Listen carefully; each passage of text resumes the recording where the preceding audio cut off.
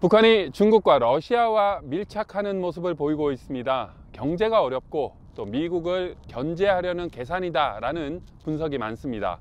오늘 생생토크에서 자세하게 살펴봅니다.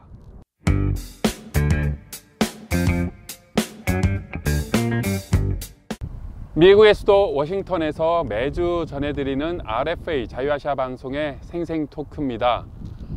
김정은 국무위원장의 건재가 확인된 만큼 이제 시선은 과연 미국과 북한의 대화는 언제 재개될 것인지, 그리고 그 관계는 어떤 변화가 있을지입니다. 지혜원 기자가 미국의 한반도 전문가들의 의견을 취합했습니다. 지 기자, 안녕하십니까? 네, 안녕하십니까? 네, 먼저 김정은 국무위원장의 건강 확인이 됐어요. 이제는 건강 문제는 새로운 질문이 아닌데, 그래서 그럼 앞으로 교착 상태에 빠진 미국과 북한의 관계는 어떻게 될 것인가 라는 질문이 많은데요. 미국의 한반도 전문가들은 이에 대해서 어떻게 보고 있습니까?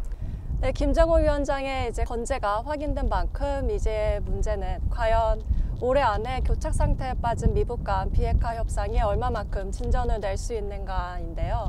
이제 미국 국무부의 사실 기본 입장은 북한과의 대화 재개를 희망하면서도 이제 북한 정권이 비핵화에 대한 의미 있는 그 실질적인 조치를 취하기 전까지는 제재를 계속 유지하겠다는 입장이죠. 네. 또 이와 더불어 최근에는 지난 1차 미국 싱가포르 정상회담에서 이루어진 모든 약속들에 대한 균형 잡힌 합의 도달을 위해서 유연성 있는 접근을 취하겠다, 이러한 또 입장을 표명한 적이 있었습니다.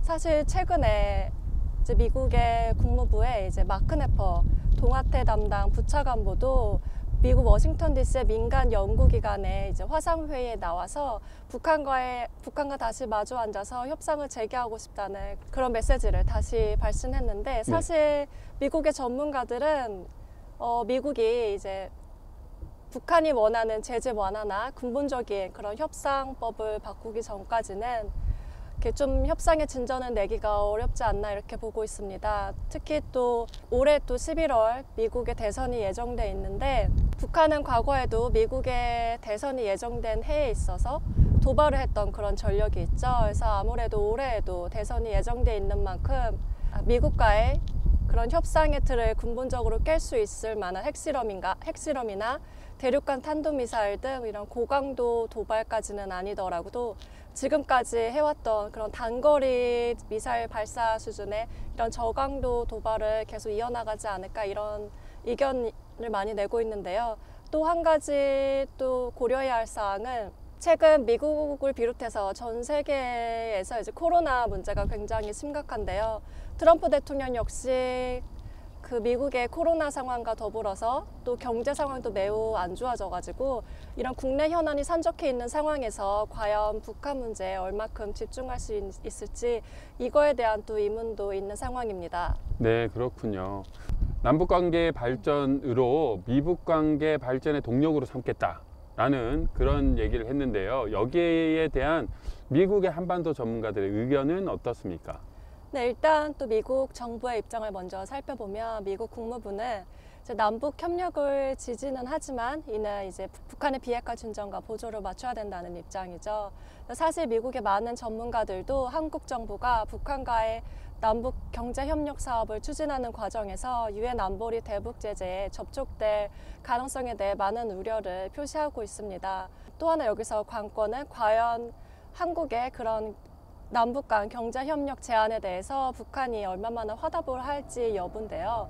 사실 지난 2년 동안 문재인 한국 대통령이 지속적으로 북한의 이제 경제협력에 대한 제안을 많이 해왔지만, 북한은 그동안 무반응으로 일관을 해왔는데, 그동안 이제 무반응으로 일관했던 북한이 태도를 바꿔서 이렇게 이 시점에서 화답을 할지, 그럴 가능성은 사실 낮게 보고 있습니다. 또 일부 전문가들은 북한 김정은 위원장이 핵포기를 할 의지가 사실 진정한 의지가 보이지 않고, 이에 대한 북한의 실질적인 비핵화 조치도 있지 않는 상황에서 한국 정부가 북한과의 경제 협력을 추진한다면 오히려 북한의 핵 보유국을 이렇게 용인하는 듯한 인상을 줄 수 있다는 것에 많은 우려를 또 나타내고 있습니다.